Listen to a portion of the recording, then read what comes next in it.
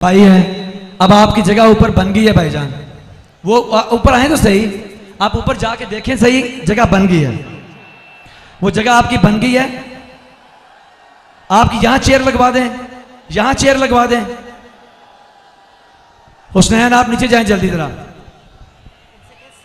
लेकिन आप वो नीचे हुसनैन आ रहे हैं आपसे बात करने के लिए, लेकिन साउंड चलने दें, because this is very very bad attitude जी। साउंड खोलो भैया, वो आ गए हैं हुसनैन, उनसे बात कर लें आप।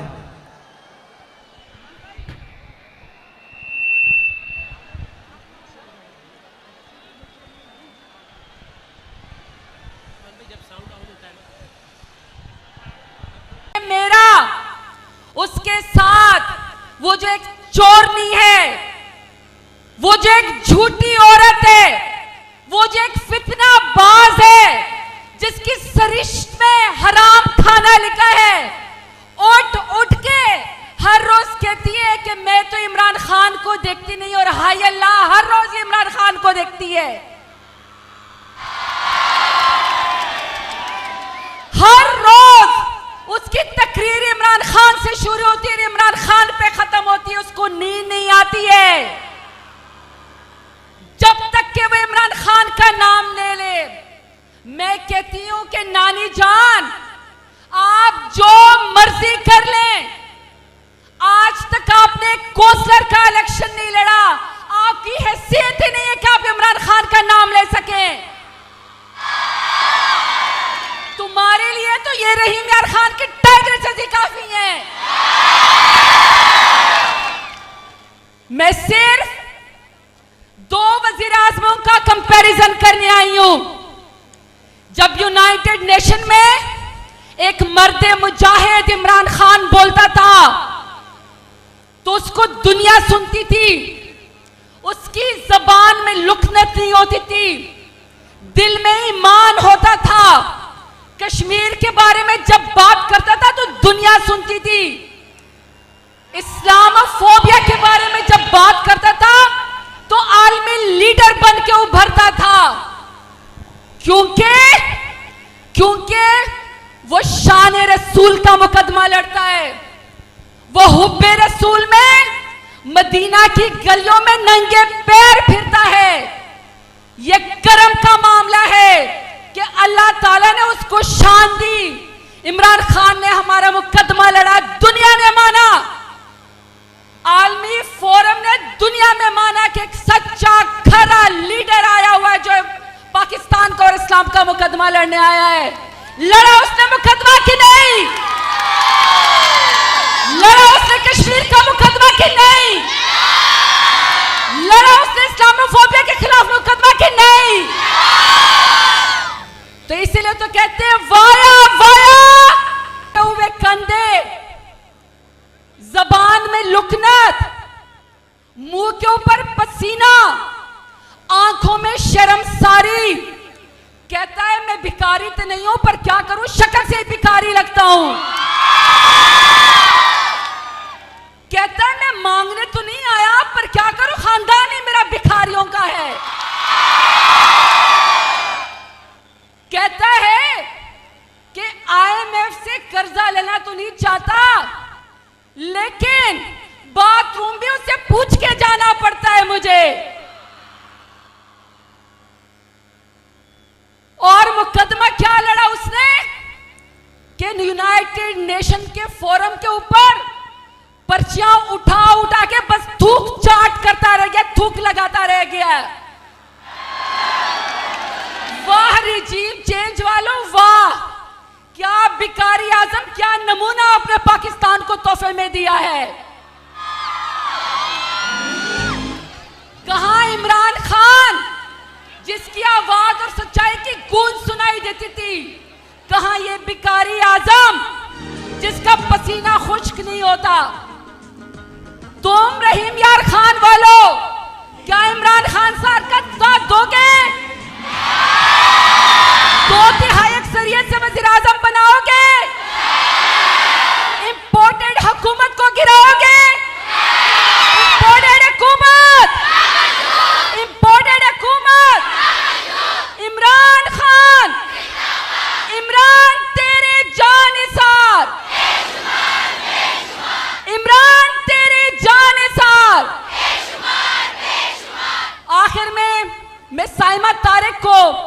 की डिस्ट्रिक्ट प्रेसिडेंट है, जिसने इतनी मेहनत की है, मुनीबा ने भी की है। मैं चाहती हूँ कि वो स्टेज पे आए और आपके साथ खिताब करें और नारा लगवाए। इस दफा जब हमने 25 मई को हम जब आए थे इस्लामाबाद, तो हमें यह अंदाजा नहीं था कि तुम जुल्म करोगे। ख्वातीन को देख के, बच्चों को देख के, फैमिलीज को देख के हमें यह अंदाजा नहीं था कि तुम शेलिंग करोगे। सारी हमारी पाकिस्तानी और इस्लामी रवायत के खिलाफ औरतों के ऊपर, बच्चों पर शेलिंग किया आपने। घरों में 2-2, 3 बजे लोगों के घरों में घुस के हरासा किया, डराया, धमकाया, जेल में डाला, हजारों लोगों को जेल में डाला। हमें अंदाजा नहीं था। अब राना सनाउल्लाह, अब कान खोल के सुन लो, इस बारी कप्तान पूरी प्लानिंग करके आएगा। देखो, आपको शायद भूल गया हो, ज्यादातर लोग पैदा ही नहीं हुए थे जब मैं क्रिकेट खेलता था। मैं अल्लाह की, सारा कुछ अल्लाह करता है, कोशिश इंसान की, कामयाबी अल्लाह की। तो मुझे अल्लाह ने बड़ी कामयाबी दी और क्रिकेट की तारीख में मुझे एक वो टॉप कप्तानों में माना गया। अब कप्तान क्या होता है? सिर्फ सारी खेलों के अंदर एक स्पोर्ट के अंदर कप्तानी की जरूरत होती है, बाकी कोच ज्यादा अहमियत कोच की होती है। सिर्फ क्रिकेट में कप्तान की जरूरत पड़ती है, क्योंकि उसको फैसले करने पड़ते हैं, वो फैसले जो किसी कप्तान को नहीं करने पड़ते। तो कप्तान की सबसे बड़ी क्वालिटी क्या होती है? वो सारा वक्त देख रहा होता है कि मेरा मुखालिफ क्या कर रहा है और मैं क्या करूंगा। मुझे तो पता है राना सनाउल्लाह ने क्या करना है, मुझे तो पता है राना सनाउल्लाह ने क्या करना है। राना सनाउल्लाह को नहीं पता मैंने क्या करना है। तो तैयारी कर लो, मेरी सारी आज पाकिस्तानी कौम देख रही है, तैयारी कर रहा हूं। लेकिन मैं उससे पहले, खत्म करने से पहले एक बताना चाहता हूं, मैं ये जरूर दिखाना चाहता हूं आपको कि किस तरह के लोग हमारे ऊपर मुसल्लत किए गए हैं। जो स्टार है, जो नवाज शरीफ की जो स्टार मानी जाती है, वो उसकी बेटी मरियम है। अब मरियम उसकी फैमिली में सबसे अक्लमंद समझी जाती है। अब जरा ये आप ये जरा देखें, ख्वातीन, ये जरा गौर से देखें, ये पहले देखें कि जब मैंने कहा कि आपके लंदन में ये महंगे महंगे इलाके में 4 महलात किधर से आए, तो ये सुने क्या कहती है कि इस तरह मुझे लगा कि आप लोगों को बेवकूफ नहीं बना सकते। मेरी सेंट्रल लंदन में प्रॉपर्टीज तो दूर की बात है, मेरी पाकिस्तान में भी कोई प्रॉपर्टी नहीं है। मैं अपने वालिद के साथ है और मुझे समझ नहीं आई कि मेरी और मेरी वालदा की और बहन भाइयों की प्रॉपर्टीज ये कहाँ से निकाल के ले आए हैं। मेरे नाम पाकिस्तान में कोई प्रॉपर्टी नहीं है, ये तो इंग्लैंड की बात है। सुन लिया रमियार खान, सुन लिया, मेरे पास तो कोई प्रॉपर्टी ना, इंग्लैंड तो दूर की बात है। पाकिस्तान में मैं बेचारी, मुझे तो हर रोज घर ढूंढना पड़ता है, कोई छत मिल जाए। अब ये सुने, अब इस मरियम को नहीं पता था कि अल्लाह अल हक है, सच का खुदा है। कुरान में वो कहता है, मेरा ये वादा है कि सच आखिर में सबके सामने आएगा, उसका वादा है अल हक का। तो मरियम को नहीं पता था कि 4 साल के बाद एक इंटरनेशनल इंकशाफ होगा, एक इंटरनेशनल इंकशाफ, जिस इंकशाफ में बड़े बड़े दुनिया के मिनिस्टर और वजीर और प्राइम मिनिस्टर, उनकी जो प्रॉपर्टीज थी वो दुनिया में सामने आ गई, जिसको कहते हैं पैनामा पेपर्स। अब जब इंकशाफ हो गया तो मरियम के बड़े भाई या छोटा भाई, मुझे नहीं पता, वो क्या कहता है, जरा आप ये सुने। मैं इस बात को तस्लीम करता हूँ कि अल्हम्दुलिल्लाह पाक लेन के ऊपर जो अपार्टमेंट्स हैं वो अल्हम्दुलिल्लाह हमारे हैं। मैं इस बात को तस्लीम करता हूँ कि उनको ऑफशोर कंपनीज नेस्कॉल लिमिटेड और नीलसन लिमिटेड जो है उनको ओन करती हैं। और मैं आपको ये भी अर्ज करता हूं, उनको होल्ड कर रही है इस वक्त मरियम नवाज शरीफ, मेरी हमशीरा जो है। ठीक है जी, सुन लिया रहीबिया खान, सुन लिया कि ना तो सिर्फ वो हमारी प्रॉपर्टीज हैं, वो मरियम नवाज के नाम पे खरीदी गई। अब आप बड़ा शऊर, मेरे वैसे माशाल्लाह बड़ा सब्र और शऊर से सुना आपने। अब मुझे ये बताएं कि अपनी बेटी के नाम पे उसने क्यों खरीदी, अपने नाम पे क्यों नहीं खरीदी? क्योंकि पैसा तो नवाज शरीफ का था। बताएं, मेरी बहनें बताएं आगे, क्यों अपने नाम पे नहीं खरीदी? क्योंकि चोरी का पैसा था और चोरी आपकी थी। पाकिस्तानियों का पैसा चोरी करके लंदन ले गया था और अब तैयारी कर रहे हैं पाकिस्तान वापस आने में। नवाज शरीफ फिक्र ना करो, मेरी कौम शानदार इस्तकबाल करेगी तुम्हारा, तुम आओ तो सही। अच्छा अब जब मरियम को पता चला कि भांडा फूट गया, भाई ने कह दिया कि ये हमारी प्रॉपर्टीज है। जब भाई ने कह दिया कि हमारी प्रॉपर्टीज है, अब जरा सुने मरियम क्या कहती है, सुने जरा। हसन हुसैन के पास आज जो भी है वो एक अरबपति दादा के पोते हैं। उस अरबपति दादा के पोते हैं जो 1960s और 70s में पाकिस्तान का अमीर तरीन इंसान था। ये जो एसेट्स हैं, ये जो बिजनेस के लिए पैसा है, ये सारा दादा से डायरेक्टली बच्चों को ट्रांसफर हुआ। हसन, सुन लिया, सुन लो जरा ख्वातीन, आप खास तौर पे देखें, क्योंकि अल्लाह ने पता क्या औरतों को एक सलाहियत दी है, आदमियों से ज्यादा औरतों में सलाहियत है। वो शक्ल देख के पहचान सकती हैं कि इंसान झूठ बोल रहा है या नहीं। मैं अपने नौजवानों को बुरा नहीं कह रहा, लेकिन आपको पता होना चाहिए जब बच्चा पैदा होता है तो जो मां होती है वो बच्चे की शक्ल से पहचानती है कि वो क्या चाह रहा है, क्योंकि बोल तो नहीं सकता वो। तो मां के अंदर अल्लाह सलाहियत डेवलप कर देता है, वो समझ आती है कि बच्चा क्या चाह रहा है उसकी शक्ल से। अब ये जो मरियम की शक्ल आपने देखी, क्या इसकी शक्ल के ऊपर आदमी तो समझेंगे कि ओहो ये तो झूठ बोल ही नहीं सकती। इतनी संजीदा शक्ल से उसने कहा कि मेरा दादा तो अरबोपति था।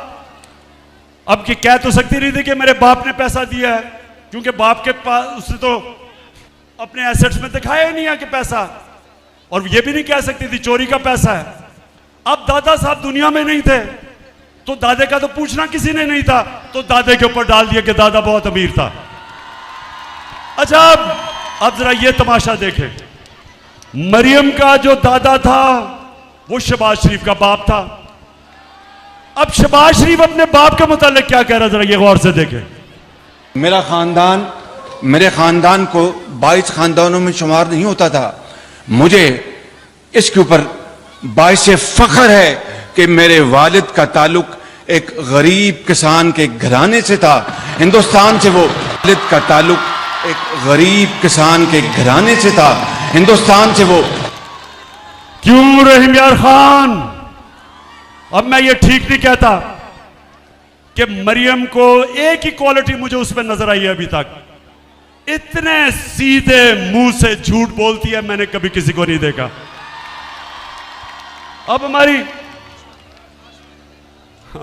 मेरी ख्वातीन को तो खैर आपको तो नजर आ गया होगा उस शक्ल से। मैं शर्त आपको लगाता हूं कि जितने भी हम मर्द बैठे हैं हमने कहना था देखें बेचारी सच बोल रही होगी, इतनी शक्ल उसने कही होगी। अच्छा जी, अब कि मैं लायामल तय करूंगा और अपनी कौम को बताऊंगा कि मैंने करना क्या। अब 51 जलसे कर बैठा हूं, सारे पाकिस्तान में मैं फिर लिया, कभी मैंने अपने लोगों में ये शऊर नहीं देखा जो आज मेरी कौम में आया है। मैंने कभी 5 इतने गर्मी के महीने, इतने गर्मी के महीने मैंने कभी इस तरह कौम को नहीं निकलते देखा जिस तरह आज आप बैठी हैं ख्वातीन गर्मी के अंदर। मैं देख रहा हूं सारा वक्त आप पंखा झल रही हैं, गर्मी है मुझे पता है, पीछे जुड़े हुए हैं सब। इस गर्मी में मैंने कभी अपनी कौम को ऐसे निकलते नहीं देखा। क्यों ज्यादा नोटिस नहीं दूंगा, कॉल तब दूंगा जब जो मेरे मुखालिफ हैं, जब वो समझेंगे कि इमरान खान पीछे हट गया, मैं तब कॉल दूंगा। और कॉल तब दूंगा जब मुझे पता होगा कि मेरी एक गेंद से तीनों की विकेटें गिरेंगी, तब दूंगा। मैंने अपनी टाइगर फोर्स को कह तैयार हो जाओ। मैंने आपकी तैयारी चेक कर रहा हूं, हर रोज मैं अपनी टीम की तैयारी चेक करता हूं। और जिस दिन मैंने समझा कि हम तैयार हैं और वो ज्यादा दूर नहीं है, इंशाल्लाह मैं आपको कॉल दूंगा। और वो जो कॉल होगी वो कॉल आखिरी कॉल होगी। उसके बाद कोई मार्च नहीं होगी, कोई धरना नहीं होगा। वो कॉल होगी पाकिस्तान को बचाने के लिए, पाकिस्तान को बचाने के लिए साफ और शफाफ इलेक्शन। अगर मैं चैलेंज करता हूं, कोई मुझे आज बता दे कि जिस तरह ये तेजी से मुल्क को तबाही की तरफ लेके जा रहे हैं, माशी बर्बादी की तरफ लेके जा रहे हैं, सिवाय साफ और शफाफ इलेक्शन के कोई दूसरा रास्ता पाकिस्तान के लिए नहीं। जब तक इलेक्शंस नहीं होते, सियासी इस्तेकाम नहीं आता, पॉलिटिकल स्टेबिलिटी नहीं आती, एक स्टेबल गवर्नमेंट नहीं आती, कोई नहीं रोक सकता जो माशी तौर पे पाकिस्तान नीचे जा रहा है। माशी इस्तेकाम आता है सियासी इस्तेकाम से। हम इलेक्शंस ये नहीं चाहते कि हमें इक़्तिदार चाहिए, हम इलेक्शंस इसलिए चाहते हैं कि ये मुल्क को तबाही की तरफ लेके जा रहे हैं, अवाम का माशी कत्ल कर रहे हैं, महंगाई में अवाम डूब रही है, चाहे वो किसान हो, चाहे वो सनतकार हो, चाहे वो घर में ख्वातीन देख रही हैं कि हर रोज कीमतें ऊपर जा रही हैं, बिजली के बिल नहीं लोग दे सकते, और अभी महंगाई और आनी है क्योंकि रुपया गिर रहा है। 33% पाकिस्तान का रुपया गिरा है, 33% इस मुल्क का रुपया गिरा है। इसका क्या मतलब है? आपके बैंक में जो पैसे पड़े हुए थे, अगर 100 रुपया था तो उसमें से 33 रुपए काट लें, 100 रुपए में से 33 रुपए कम हो गए। लेकिन अगर आपका पैसा आपके एहसास से मुल्क से बाहर पड़े हैं तो आपको 33% फायदा हो गया, आपके एहसास से ऊपर चले गए। और इसलिए मैं ये भी इस कौम को कहता हूं, कभी से इसके बाद कभी किसी पार्टी को वोट ना देना जिस पार्टी के सरबराह के पैसे और असासे मुल्क से बाहर पड़े हों, क्योंकि मुल्क में जब रुपया गिरता है उनको फायदा होता है, कौम को नुकसान होता है। और इसलिए अगर हमने मुल्क को इस तबाही से बचाना है, सिर्फ एक रास्ता है, साफ और शफाफ इलेक्शन। और हमारी जो तहरीक होगी, अब जब हम निकलेंगे इस बारी, जब तक साफ और शफाफ इलेक्शन की अनाउंसमेंट डेट नहीं मिलती, जब तक हमें तारीख नहीं मिलती, ये अब तहरीक रुकेगी नहीं। रहीम यार खान, आखिर में मुझे बताओ, आप तैयार हो? इंशाअल्लाह, इंशाअल्लाह। मैं फिर से सलाम करता हूं आपको, आपके जज्बे, जुनून और शऊर को। पाकिस्तान जिंदाबाद और रहीम यार खान जिंदाबाद। अल्लाह अल्लाह अल्लाह।